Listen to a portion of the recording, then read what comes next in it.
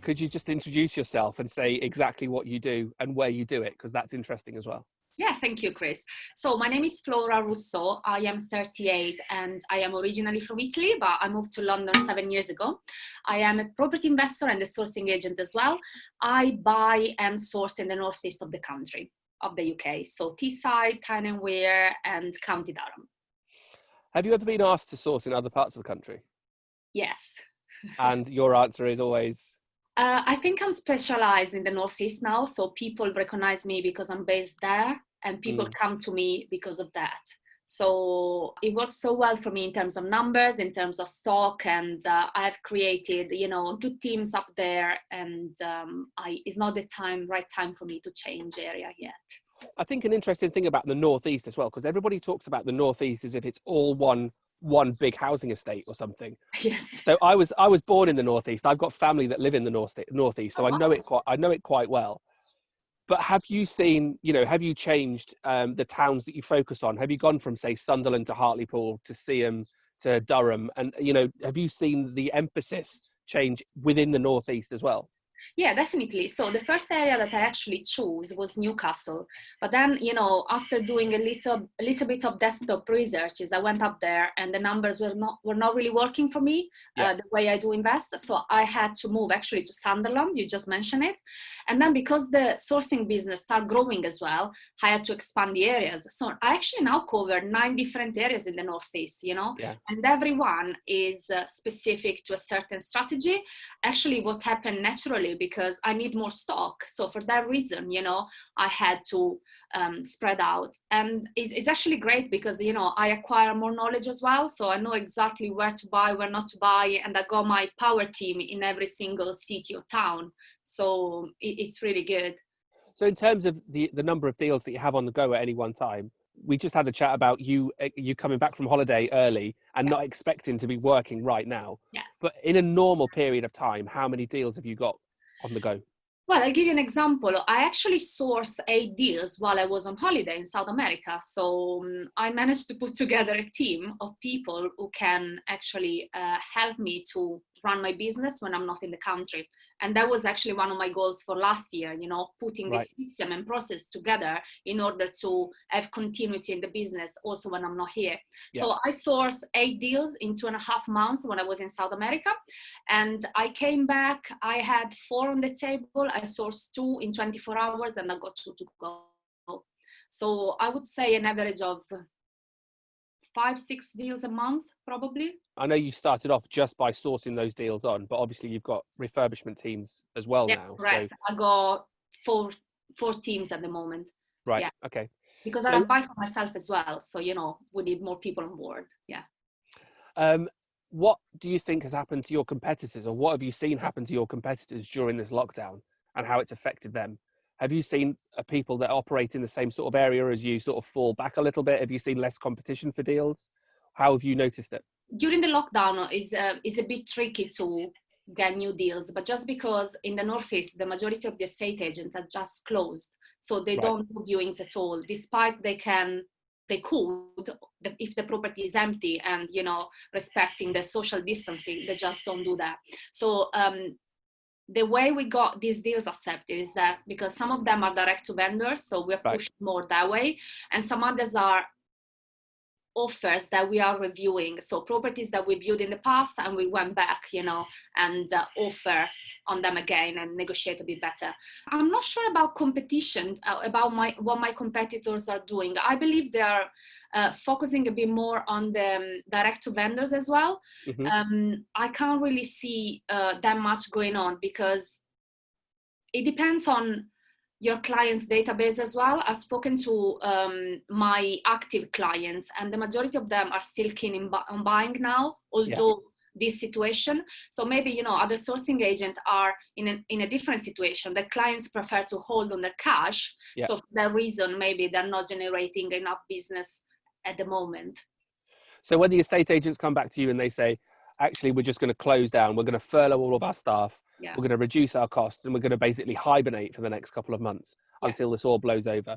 At that point, you think, okay, what can we do? The first thing that we can do is, we've seen some properties before. Let's see if they're coming back onto the market. And the second thing that you do is how can we cut the agents out of it completely, and you go direct to vendor, and you increase. Is it fair to say that you increased the amount of direct to vendor stuff that you were putting out?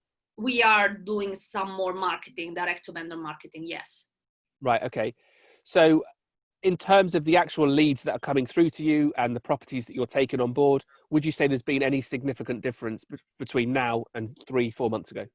Yeah, definitely. Another thing that we're actually looking more closely is actually properties that are going to auction, because auctions are still on, you know. So we are probably analyzing the catalogs with more in details at the moment, and see if there is anything that could be of interest. Have you also contacted all the estate agents around that you normally talk to and said, look, we're still in the market, we're still looking to buy, we're ready to go, we're just waiting for you, so that when they open their doors again, you're the first person that they call? Yes, I did, because it's so difficult to build relationship, and it's so easy to be forget. Yeah.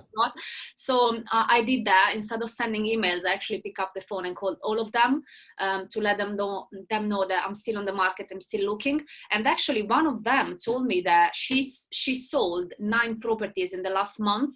Well, April now. Okay. So that means that they're still active. So not all of them have shut. Some of them have. Some others still doing good business. Over the next couple of months, what are you expecting to happen to your business? And then how have you prepared for that? Yeah, so we actually got a few refurbishment going on at the moment for our clients, and the good news is that our builders have started working again, right, one at a time. So it's really good news, because that means that we're going ahead with the business. So I believe that in the next few months, as soon as the estate agent will open again, we're going to go back to business as usual. So we're going to be doing all the viewings. So the way we're doing it now, we are actually preparing a list of potential properties that we can view when we will be allowed. So as soon as the door will be open again, we'll just go, boom, boom, boom, one after the other, and go back to business as usual. It's really important for me in this time, to be in contact with my clients even more, because I really need to understand if and when they will be ready to buy again. And are you still getting people, new leads, new investor leads that are coming to you who are making inquiries because they have the money and they're ready to go? Yes. As well? I do. I had quite a 2 or 3 interesting conversations last week with people with 100K plus ready to invest. And that's a good sign for me as well, because that means that if I'm going to find something, there is someone interested in buying. So it's really good. Yeah. And now looking back at the lockdown and the restriction on movement, in like 6 months' time, what lesson do you think you'll be able to look back at this period and think, out of that period, I've really learned that something?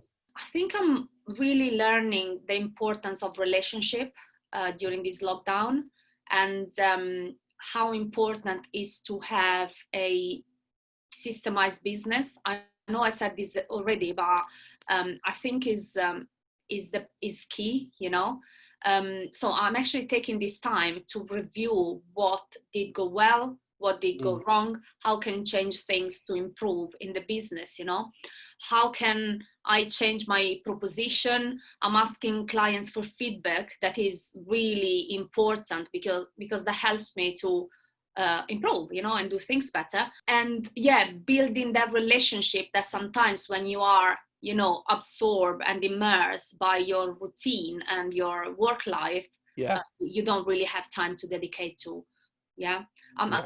I'm discovering more I would say the human side of the business. I'm spending time actually helping people as well, people that are starting the journey as a sourcing agent or as an investor. Fantastic. So that's the end of my questions. I really appreciate your time. I know you're very busy. I think you said that you've got multiple webinars booked in today. So yet again, another fantastic example of always learning, always seeing what else you can be doing. So I'll let you get back to your webinars. And let me just say, it's lovely to catch up with you again.